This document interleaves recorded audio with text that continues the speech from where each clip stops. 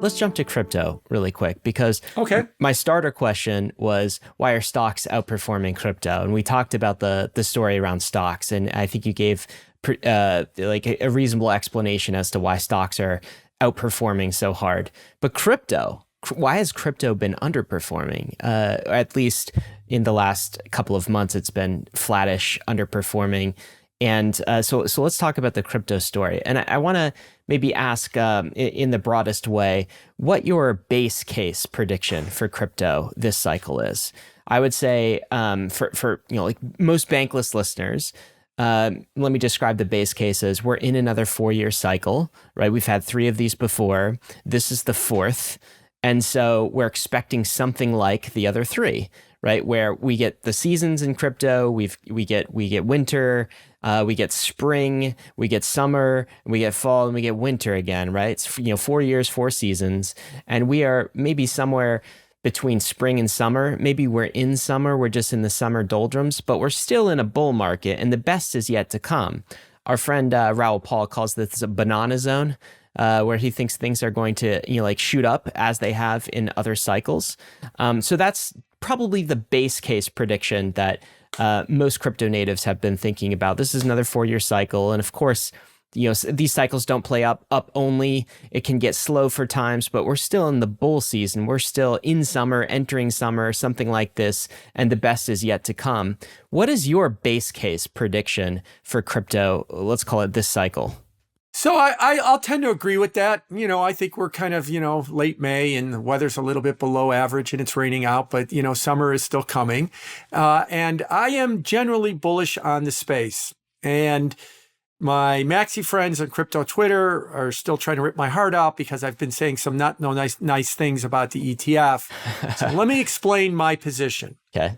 I'm on the Bankless podcast, which is the perfect place for me to explain this position. I look at crypto and I look at the entire space and I say, this is the creation of a new financial system, a permissionless digital financial system, decentralized as well. As long as the space continues to move in that direction, I'm all in. I still am all in, and I am bullish on the space. But when you start getting deviations from that, and piss off some other people here, one of those deviations might be Solana, because I'm not so sure how decentralized it is. Convince me, guys, that it's decentralized. This is what I want to say, because I'm skeptical of it. Another one is what's happening with the ETFs. The ETFs, the 10 spot Bitcoin ETFs, have come out, and as a group, they have been the most successful launch of an ETF in terms of new money coming in history. But what is that new money that's coming in? Now, a lot of the Bitcoin crowd has just decided that it's the Greenwich Country Club calling their wealth manager saying, put 5% of my net worth into the spot Bitcoin ETFs. And what we're learning is it's nothing like that at all. It is all the institutions adopting it. Yeah, there's a handful of exceptions, but it's nothing like that at all. It's coming from largely 2 spaces. The money that's going into the ETFs. It's coming from small retail momentum players.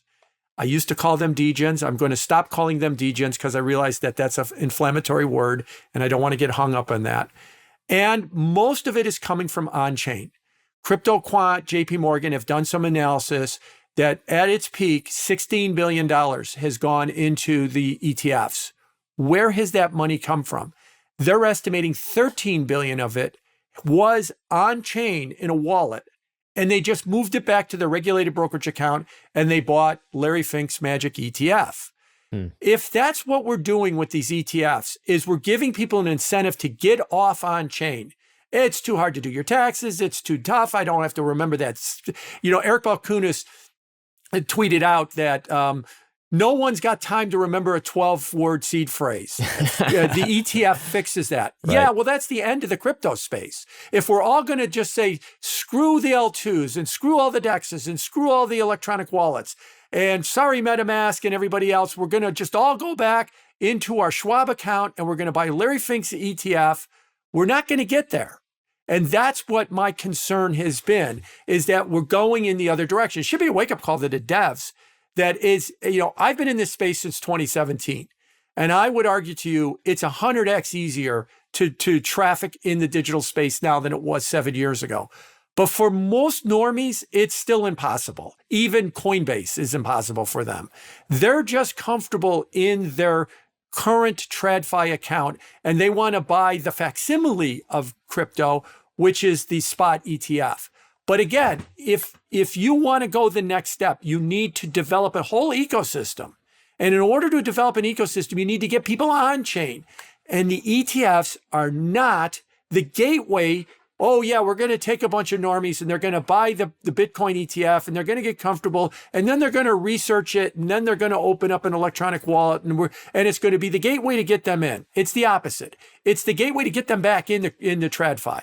If the argument is going to be that crypto is going to go to the moon because we're going to allow Larry Fink to swallow it up and Gary Gensler to regulate the ownership of crypto through the ETFs, yes. The issuance of crypto through the decentralized blockchain may exist, but if you're going to allow them to regulate the ownership of it, they own you. They own you. They're going to make all the rules on you, and we're never going to get to that space. So I think really there's two problems here. Problem one is the net new money that's coming into this space, which is holding back the price, isn't as great as we think it is, that the ETFs are just showing us that this is a giant swap.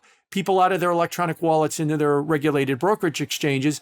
And two, if that's indeed the case, we're kind of going in the wrong direction here. We want to get more people comfortable with using these decentralized tools and using these on-chain tools and learning how to use that system. And so that's what I think is kind of holding it back. The biggest example might be the week we're recording. Recording on July 12th. $1 billion has come in, $1 billion with a B has come into the spot ETFs this week, and the price hasn't done anything. Now, why isn't the price gone anywhere if $1 billion has come into those ETFs? Because obviously somewhere somebody else sold $1 billion, and that's why we've kind of gone somewhere. And maybe some of those people that sold that $1 billion, maybe that is that they're moving, back from on-chain back into the regulated account. That is the issue that we have to deal with, is that it isn't the great, adoption tool that everybody was hoping, that the boomers are coming. I've heard Dylan LeClaire and a lot of people say, the boomers are coming, the boomers are coming. No, they're not. They're playing golf in the Greenwich Country Club and they're yelling at their wealth managers that they don't own enough NVIDIA.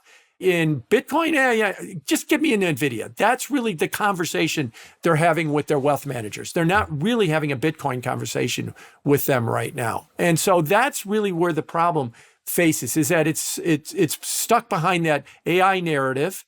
And most of the money that you're seeing that you think is coming in is really on-chain money moving back to regulated accounts. That's a really, really good take. I definitely share many of your concerns that you stated here, Jim, particularly around kind of like the centralization vector that this could be. I do think that the Bitcoin ETF in particular could struggle for this more than possibly the Ethereum ETF, just because there's less to do on Bitcoin, right? It's a more custodied asset, but this is also a trap for Ethereum as well. And like to your point, from 2017 until now, it has gotten easier to use crypto. I would 100% agree with you. It's gotten 10 to 100x easier, and yet it is still not ready for my parents, let's say. It's still not ready for our grandmothers. Like, it's still very difficult. We haven't solved some of the key UX issues, and we're just now unlocking, transactions that don't cost, hundreds of dollars or tens of dollars, right? We're just unlocking that. We still haven't fixed wallet user experience. Like, there's so much more to fix here.